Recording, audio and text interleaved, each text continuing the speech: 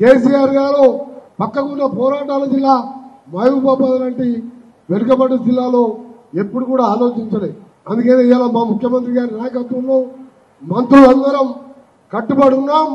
ఇవాళ R&B మన finance minister గారి సహకారంతో ముఖ్యమంత్రి గారి ఆమోదంతో 6,600 కోట్ల రూపాయలు ఇప్పటికే ఇవాళ టెండర్లు కూడా పిలవడం జరిగింది.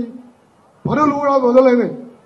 ఇంకా హ్యామ్ మోడల్లో 12,000 కోట్ల రూపాయలు మా డిపార్ట్మెంట్ R&B, మన సీతక్క డిపార్ట్మెంట్ లో మరొక 17,000 కోట్ల రూపాయలతో ప్రతి గ్రామం నుంచి మండలానికి, మండలం నుంచి జిల్లా హెడ్ క్వార్టర్ కు డబల్ రోడ్ గా ప్రతిదీ బీటీ రోడ్ గా వేసే కార్యక్రమం చేస్తామని తెలియజేసుకుంటూ మంత్రులందరం కట్టుబడి ఉన్నాం.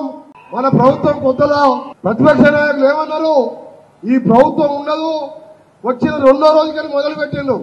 కానీ 8 లక్షల కోట్లతో అప్పిస్తే అప్పులకు వడ్డీ కడుతూ వసలు కడుతూ ఒక్కొక్కటి చెప్పని సన్నబియ్యం వరకు నిన్నటి వరకు అమలు చేస్తూ రాష్ట్రాన్ని ఒక దారిలో పెడుతూ ఇప్పుడిప్పుడే ఆర్థికంగా ముందుకు పోతున్న సందర్భంలో రైతు భరోసా రాదు ఈ ప్రభుత్వంలోని దేశ చరిత్రలో ఎక్కడ లేని విధంగా 21,000 కోట్ల రూపాయలు 2 లక్షల లోపు మాఫీ చేసి చూపించాం. మన ప్రభుత్వ లక్ష్యం రైతులు బాగుండాలి, పిల్లలు భావితరాల పిల్లలు చదువుకోవాలి, ఉన్నతంగా ఉద్యోగాలు సంపాదించాలి.